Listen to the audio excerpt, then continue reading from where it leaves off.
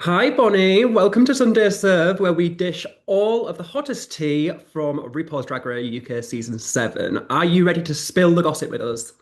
Hi Ryan, I'm ready to boil a kettle up and then pour it all over someone. It's going to be great. Fabulous. Now, first things first, how have things been after the last 24 hours? It must be absolutely wild. I mean, you've just come off Drag Race. Like, how has things been? It's been crazy. Like I've been waiting for this moment for months and months because I knew what happened ages ago, but everyone else didn't. So been sitting on that secret for a while. But like the response has just been so overwhelming. Like it's been so positive and everyone's gutted. And it's kind of like, it's not, I'm happy that people are upset. It's yeah, no, like I said, it's been an overwhelmingly positive response. And there's been just so much love and support from everyone around the world. So to have been given this opportunity to even be there in the first place was incredible. So I'm just so happy. Absolutely. And speaking of fan reactions there, I just want to ask how it feels because we obviously were at home. Like, how on earth has the front runner gone home? Like, two repeater badges, one snatch game. The looks have been immaculate. How Thank did you. it feel for you stepping away in that moment? Like, we were clutching onto the final, and then as horrible as it is, you fell at the final hurdle. So, how did it feel for you, kind of snatching up? Well, this is it. It's kind of like you go into this experience being very like whatever's going to happen is going to happen. And if I'm destined to be in the final, I'm going to be in the final. I can only just put my best foot forward and do the best I can. And I think I definitely did that throughout the process. Like I think I there's no one point in the competition where I said, "Oh, I didn't really give my best effort there." Like I think I really did. So I'm really proud of myself for winning the challenges that I won. And there was one stage I was kind of like, oh, okay, this might be I might be in the final now because I have the two badges and I won the snatch game and it's like okay, these are like all boxes that finalists tick and I was like, okay, maybe this is going to happen.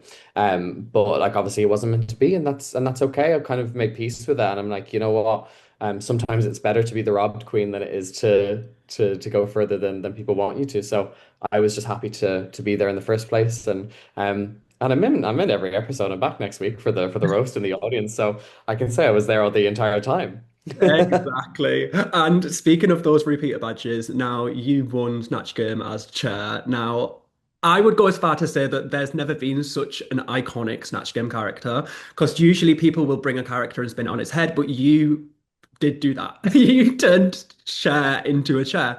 Now, Rue said that it was an absolute masterclass when it came to Snatch Game.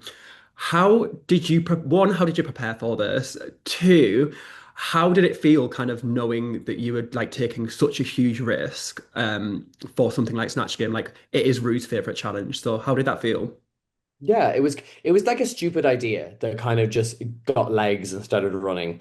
Like it came from my kind of impersonation of Cher, and I would go too hard, and then it just sounded like Cher, and I was like, that's kind of funny. And then I would be like, all of these chair puns and like sit down, stupid, like that kind, and it just evolved over time, and I workshopped it, and then I auditioned with it for the show. Because I was like, I need to put myself out as like setting myself apart from other people. Like I can't just do a regular lip sync and I can't just do a regular Satch game. Like I want to make sure they remember my tape.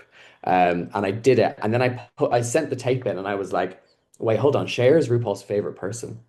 And RuPaul really likes puns. And I'm Mm. like, okay, that's cool. And then I got the call and they were just like cheered. And I was like, okay, I know why I'm going on this show. I know why I'm going to be there. So it was, yeah, it was surreal to be able to go and do it. And like the fact that it worked so well, like it's just, to be honest, it is a culmination of like, I was in a really good headspace that day and I had everything prepared and they were really up for playing ball with me. And like, they just really encouraged it the entire time. So I was one of I think I was just really fortunate that it was such a home run. Because as we've seen with Snatch Game, it can go either way. It doesn't matter like what you have prepared or whatever. So the fact that it just works so well. And then the fan response from it has been insane. For people to be like, oh, that was in like the top five Snatch Games of all time. I'm like, I didn't expect that. I thought people would like it. I thought it would be well received. I didn't think people would be like, it's up there with Vivian and it's up there with Jinx. And I'm like, that's better than winning, you know? Absolutely. Yeah. And I want to take a moment now to spotlight one of your incredible friends, Roger, who actually helped out with the creation of this outfit. Now, I saw a video, obviously, on Roger's Instagram. How was it preparing for the race with obviously friends like Roger who created this? Crazy look. How like special was that to kind of bond with creators and designers throughout the process? Yeah, like I really wanted to go to as many different designers as possible for the process because I know how stressful it could be to make outfits, and I didn't want to give anyone too much. Roger actually ended up doing two looks for me. Roger did my warrior runway as well, which had the fur and it was the Celtic kind of warrior and with the sword and everything, and then obviously did the chair, and that was a collaboration with Roger and Izzy Hart from Izzy's boutique from boutique, and who provided the foam and we just put it together and it's just a stupid idea and I was like who can do this for me and I went to Roger and I was just like this is fucking crazy but can we like is this a possibility and I was so happy that they were able to do it for me because it just turned out so fucking weird and stupid um and yeah it just worked out so well and working with everyone like I had such a great time it's such a stress getting everything together and it's so many little things it's like obviously you have to have your runways but then you have to have the shoes for them, and you have to have the jewelry, and you have to have the hair, and then you got to work on other people's time schedules, and you only have the 6 weeks, but one of those weeks is Christmas, and it's like so. There's just so much going on, and then you're also working at the same time. You're trying to fund the entire project and like Yeah. whatever. It's a crazy, crazy, crazy 6 weeks. And a lot of the time for me, it worked out, and then some outfits it didn't work out, and it's like that's the roll of the dice when you work with so many different people and you have so many different ideas and you want to try and bring like a full eclectic package of different runway looks and different colors and how can I change it up? And you know what? I'm actually just really, really proud of the stuff that I brought. And because I think it was a really well representative of who I am as a drag queen. And Drag Race has always been that thing of like I've got nice outfits in the closet or whatever. I bought things online. They're cute, but Drag Race really was is like this is who Bonnie and Clyde is. This is what I would spend my money on if I had the opportunity. And the fact that I got to do that is crazy. Absolutely. And the looks, like I said, were incredible. And I think it's really, really nice of you to say there as well about like collaborating with so many different designers because it also doesn't just spotlight you, but it also spotlights the designers that are kind of behind these crazy looks. So it's amazing. And this week was the makeover challenge, and you ended up with none other than the icon that is David Potts. I mean, talk about TV icon. And Yeah. how was it kind of one going into the challenge with him, and two, has he been in touch since last night's episode? I saw the Instagram photo shoot, which is so good. Has he been in touch? This is it. Yeah, I went in with a bit of a crazy concept that obviously didn't work out in the end. And I think my main thing is I really wanted to give David that full drag queen experience. So we did like our little redemption photo shoot, and we've been in touch, and I had the outfits made. This is my version, and then I had a dress made for David as well, and we did the shoot together. We've made loads of TikTok content and all this stuff, and it's been really nice to keep in touch with him because David is just such an absolutely amazing person, and like with that episode, I don't think I could have had a better partner. Like the fact that David came in and was just so willing to go with whatever concept I'd come with, just so happy to just be there and be involved, and so excited to get into drag and just to be on Drag Race. And it was like it was such a joy to watch because at that stage in the competition, we are all so tired. We are like we've done 7 challenges, we're all bogged down. It's like it's early mornings and it's late nights, and then to see them and David all come in and just be so excited, it was like okay, we need to do this for them because this is their moment a little bit as well. You want to make sure that they're comfortable, they're having fun, that it's a memorable experience. And that was my whole goal the whole time out for that episode. I was like, I need to make sure David's enjoying himself. And I think he had a great time in the end. Absolutely. He's such a fun character, and I think that he really paired up with you really well. Because I think that you were both just ready to go like balls to the walls, do whatever you could. Um, and even though it did land you in the bottom, I think it was still just such fun British drag. And it was Campry at its finest. So props to you for that. Thank props to you, Mama.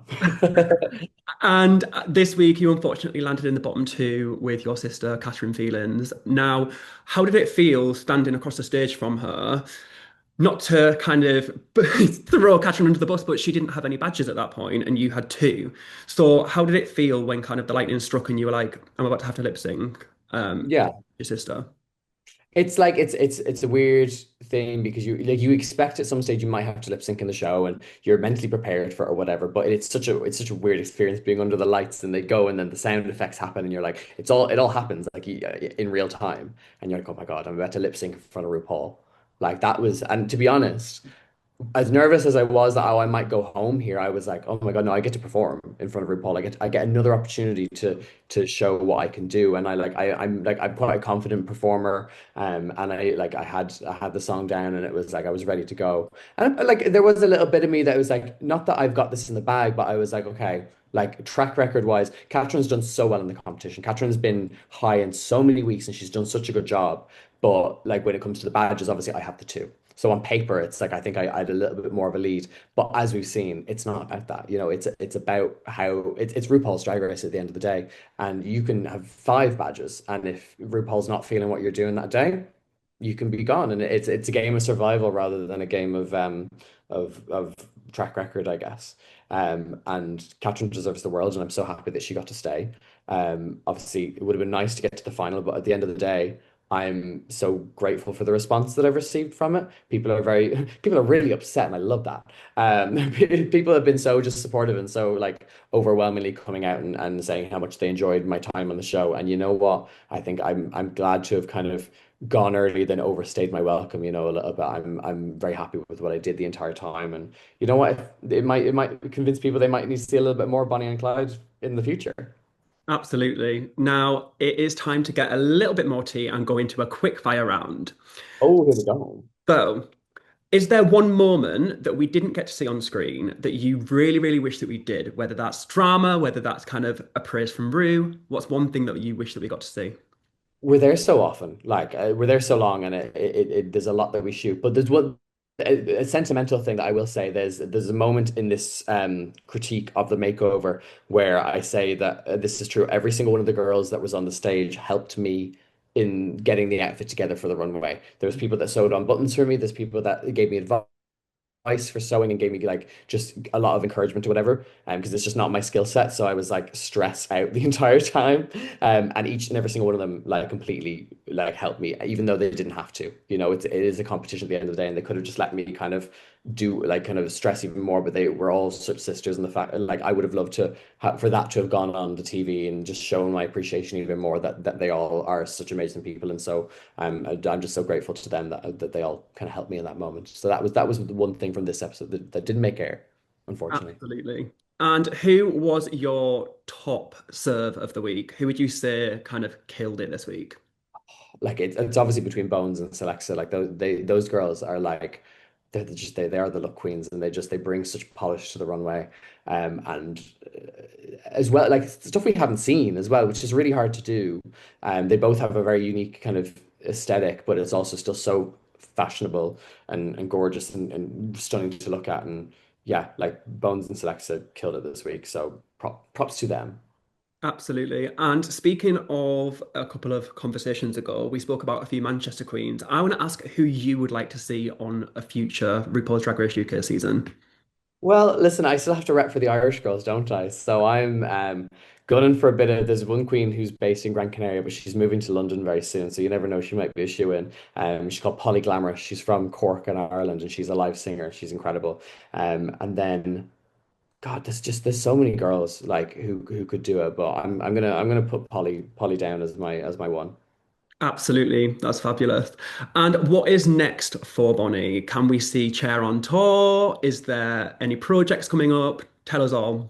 Well, there's a few things in the works, and there's a few announcements coming. So we're very excited. I think a lot of the fans are going to be very happy with what's coming. I can't say too much right now. But I think with what I've done on the show and what I've shown as my skill set, I would love to go and do like more TV and film things.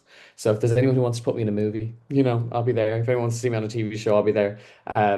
But you never know. Maybe we're going to do the Chair tour. Maybe there's going to be Mhm. maybe we're going to bring that chair all around the world. But yeah, I just want to see. I want to travel the world. I want to tour. I want to see people. I want to meet people. And I just want to take every opportunity that comes my way because like that's what Drag Race is about. It's about doing it so that you can then have all these amazing opportunities around the world. So Absolutely. And I'm one final question now. Now, Rue likes to invite the girls back for All Stars, You Give Us the World. If you were to come back as the Snatch Game queen that you are, do you already have kind of ideas for who you'd kind of throw into the ring, or is it zipped lips? I can't obviously say what I would do, but I have thought about it. And Hmm. this the pressure of it would it be better than chair? and I don't know if it would, but I think I could do a pretty good job of it. So I have an idea floating around in there. So if you want to see another Snatch game from Bonnie and Clyde, you know where to hit me up. Hashtag Bonnie and Clyde for All Stars. Who said that? Who said that? Who Well, said that? thank you so, so much for spending time with me today. It's been great to have a chat, and I look forward to seeing you soon. I'm sure that I'll see you at a show sometime soon. This is Um, it. Pop in. Thanks so much for having me, Ryan. no worries at all. Have a lovely rest of your day as well. Speak soon. You too. Bye bye bye. Bye bye.